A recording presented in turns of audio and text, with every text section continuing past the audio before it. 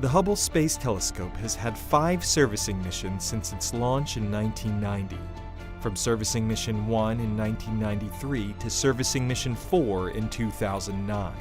Wait, what? 5 servicing missions, but the last one is called Servicing Mission 4? While it might seem strange at first, there's a reason for that, and that's because Servicing Mission 3 has a very interesting history. Originally scheduled for launch in mid-2000, Hubble's 3rd servicing mission was going to upgrade and refurbish the telescope just as the first 2 servicing missions had done before. But in quick succession, Hubble's all-important gyroscopes began to fail. So, why are Hubble's gyroscopes so important? Hubble Deputy Project Manager Jim Gilletick can explain. So while we're turning Hubble, we need to know exactly which direction we're turning it. So we use a sensor known as a gyroscope, or a gyro. They use the conservation of angular momentum to tell us if Hubble is turning in which specific direction and how fast it's turning in that direction. So essentially, without the gyroscopes, we have no way to know where Hubble is pointing, which, for a telescope, is kind of important. In 1999, Hubble needed at least 3 of its 6 gyroscopes to be running in order to do science. And with only 3 gyros still functioning, a Hubble emergency was declared, and Servicing Mission 3 was quickly split into 2 separate launches.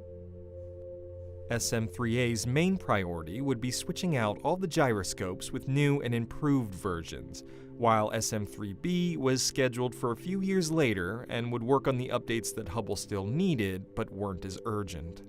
Due to this timing change, the astronauts for SM-3A had less time to train for their important mission, but they went into overdrive and were ready in time for their launch date of October 14th, 1999. However, delays caused by final inspections and wiring repairs on the shuttle continued to push the launch date deeper and deeper into the end of the year.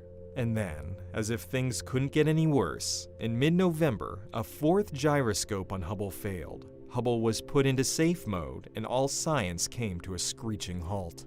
Thankfully, the Hubble team had already decided to split SM-3 into 2 missions months earlier.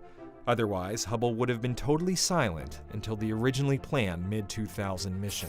So, after a few more delays due to more inspections, rewiring, engine replacements, and bad weather, the crew of SM-3A, sitting in the cockpit of the Space Shuttle Discovery, was ready to launch. The 8-day mission had 3 spacewalks planned. The first was the all-important gyro switch-out.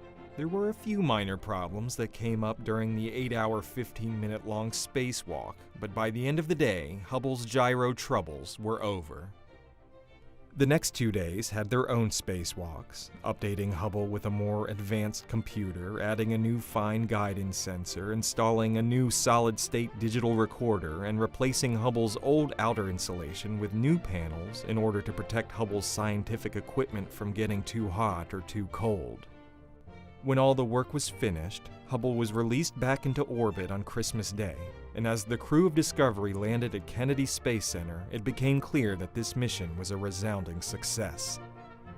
Servicing Mission 3B would also be a success later in March of 2002, followed by the 5th and final flight, Servicing Mission 4, in May of 2009.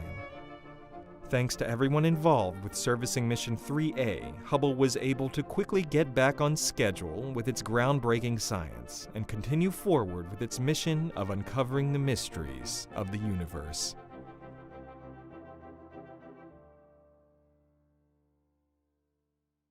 I'm sure you know who I am. You know, today is the busiest day of the year for me, out delivering presents to good girls and boys. I heard the Discovery was up in space working over the holidays, so I decided to stop by and visit my astronaut friends and deliver presents because they've been good girls and boys. It is a very busy time of the year, and so I must be on my way.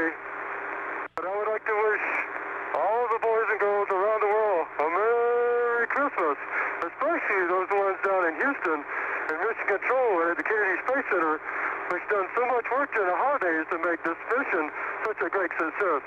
It's busy year, so I gotta go. Merry Christmas, boys and girls. Merry Christmas.